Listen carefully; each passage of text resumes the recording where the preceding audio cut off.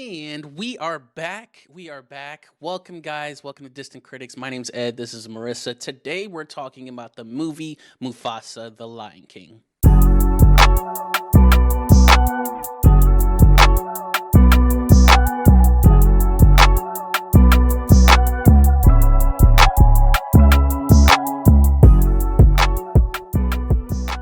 Before we get too far into it, we want to let you guys know that these are our opinions. So by all means, go ahead, check out the film, come back to the comments down below, and let us know what you thought about this film. Now, without further ado, Marissa, can you tell us about the plot?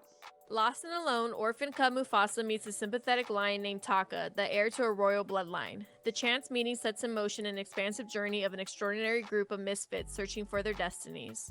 So if you guys didn't know, Mufasa is a prequel to the awesome, legendary movie The Lion King. A few years ago, they did a live-action version of that, and now they're doing Mufasa. Like I said, a prequel, and it's a live-action.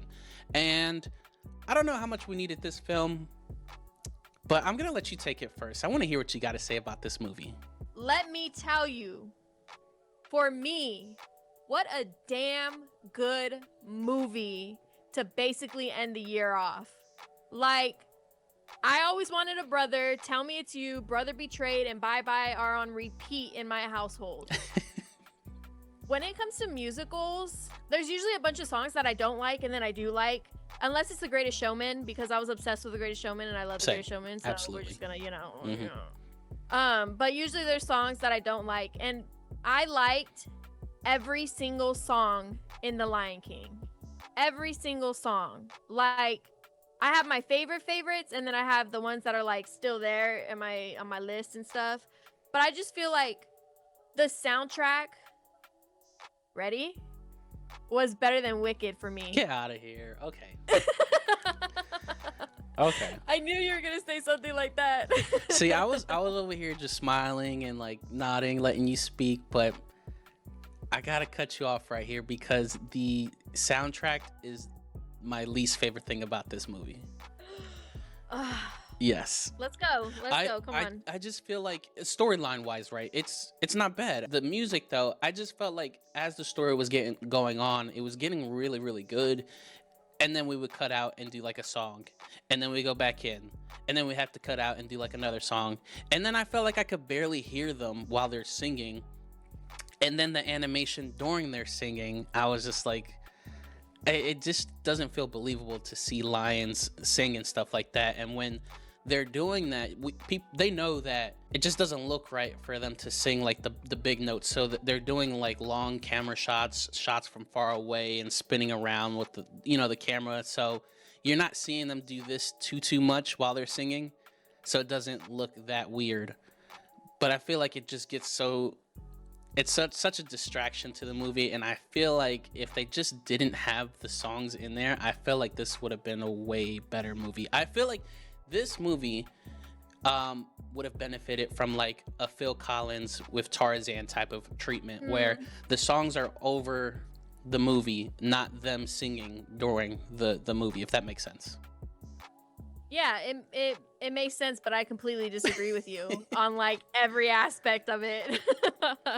I just thought, I'll get into the storyline too, but I just thought that I really have to like speak about the soundtrack because the soundtrack was just so beautiful. And I think you said that it was like a distraction and stuff, but I think that it really like made it focus in on it, because if you listen to the lyrics, it was going with the storyline. Like, you had one where Taka was like, I am a brother no longer. Like, it was like very like hard-hitting lyrics that had this meaning that went with that specific scene. And that's what I loved about the lyrics and the music and throughout this whole entire movie. So I disagree with you. I'm gonna stay disagreeing with you. And I just want to say the storyline. Well, I just want to say real quick that Lin-Manuel Miranda is the composer of these songs and stuff like that. And I just feel maybe it's because he has a very distinct like sound to him when it comes to like the talk fast rap sing. And there's a few of that in this. There's a lot of that in this film where I'm kind of just over that maybe. And I could just tell like once the credits came up and I saw his name, I was like, well, that makes sense.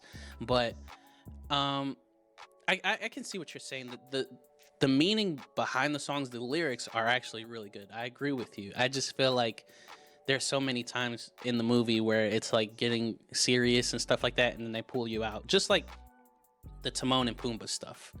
Like every time that came up, I was just like, bro, like who cares about now? Let's continue on with the story. That's what I felt like with the music. Nah, it pulled me in. No. Well, that's good. That's good that you liked it. Yeah, it is good. My opinion.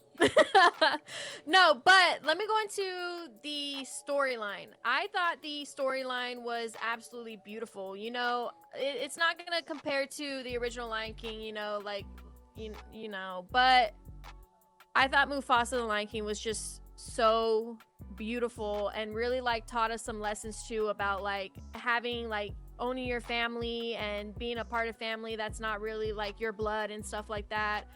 And then just seeing like Mufasa start as like an orphan cub to the king of the Pride Land, showing his story, really like put it into perspective for the Lion King. And then even like when it came to like foreshadowing, it was foreshadowing a lot of stuff. Like when it came to Scar like digging his claws and his paws and stuff, and then you see that in the actual Lion King, and you see that like twice throughout the movie. And then reading into like more into the movies and the movies that were released and stuff, I'm a little upset that Sonic is ahead of Mufasa, because I just believe that Mufasa was just had everything put together, including the music.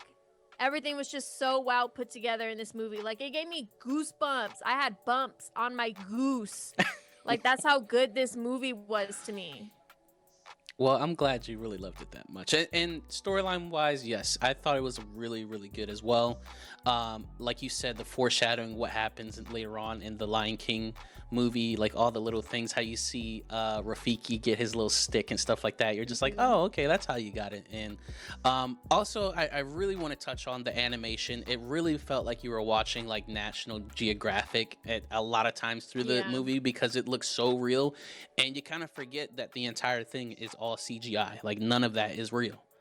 So it's super good. I thought the first one's CGI was really good. This one just like, I don't know, like quadruple is better than the first one. So overall though, I know I did bash the music, but it's still a really, really good film. I feel like if you like the first live action movie, you're gonna like this one, and it's definitely worth a watch.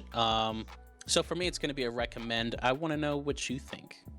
Well, I already know what you think, but this movie is a high recommend, and I think everyone should go and watch it, and then watch it again and again and again, and then save the music on Spotify or whatever your music platform is. So there. Well, more importantly, we want to know what you guys have to say about this film. If you liked it, you didn't, whatever your thoughts are, just leave them in the comments down below. And if you have any other suggestions on any movies that we should review, please leave a comment down below so we can turn your idea into reality. And thank you guys so much for joining us today on Distant Critics. Thank you.